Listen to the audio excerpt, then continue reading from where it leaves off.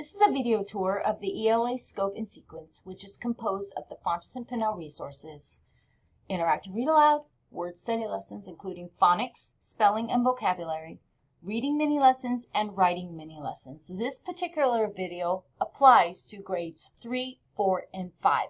I just happen to be using grade 3 as the demo. The scope and sequence is organized in weeks, all the way up to week 36. Each week has suggested lessons that fit into this suggested daily schedule. Now there is a daily schedule here. This is a frame to help you develop your ELA schedule. No one has 120 minutes of uninterrupted time during the school day, so you'll want to plug these components around specials, recesses, lunches, and other content areas. In the middle, you'll see an hour devoted to small group instruction. Here's where you can differentiate your instruction to support needs of students. During small group instruction, students can engage in independent reading, writing, and other literacy activities.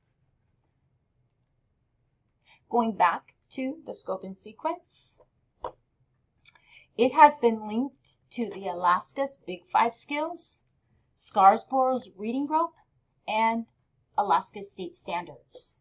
Clicking into the Scarsboro's rope key link will give you more information about Scarsboro's reading rope, which lists 8 skills that result in fluent reading with strong comprehension. The phonics word study lessons have been coded to both Alaska State Standards as well as the Scarsboro reading rope. This is the key, which I'll show you later on in the video, and there's some information about the Big 5: phonological awareness, phonics, fluency, vocabulary, and comprehension.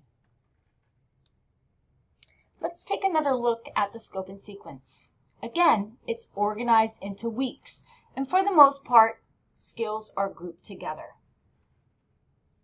Since our district writing assessments focus on narrative in the first quarter, nonfiction in the second quarter, opinion in the third quarter, and research in the fourth quarter, there was an effort to match materials within those genre-specific quarters.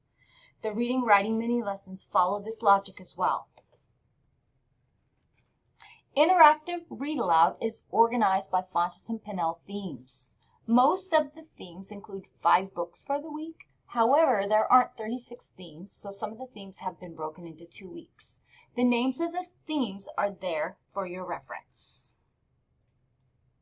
The phonics and word study lessons, too, have been grouped by skill and organized into weeks. The lessons target early literacy concepts, letter knowledge, letter-sound relationships, spelling patterns, high-frequency words, word meaning, vocabulary, and word structure. They are coded to state standards here and Scarsboro's reading rope here.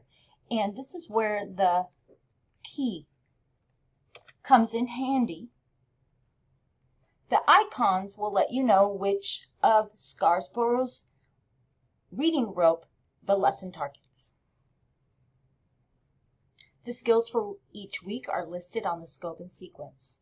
Some of the weeks include decodable readers from West Virginia Phonics. Unfortunately, West Virginia Phonics do not provide decodable readers for every phonics skill or reading pattern. With that said, where applicable, they have been included in the scope and sequence. You'll notice here that this particular week and this particular skill does have an available decodable reader. Last but not least are the reading writing mini lessons. They too are organized into the genre-specific quarters where applicable. Couple of things to note about the reading mini lessons. They are organized under 4 major umbrellas. Management. The management lessons look like this. Literary analysis. They look like this. Writing about reading look like this. And strategies and skills look like this.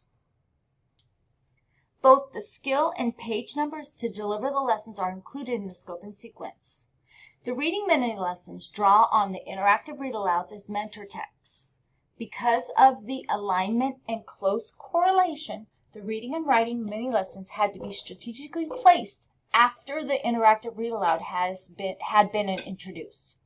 Rather than include the standard correlations on the scope and sequence, there is a document with those standards. That document is located here.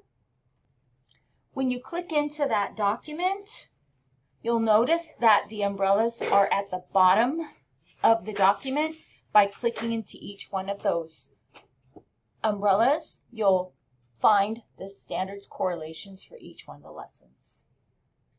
Hope this video is helpful, and I wish you a great school year.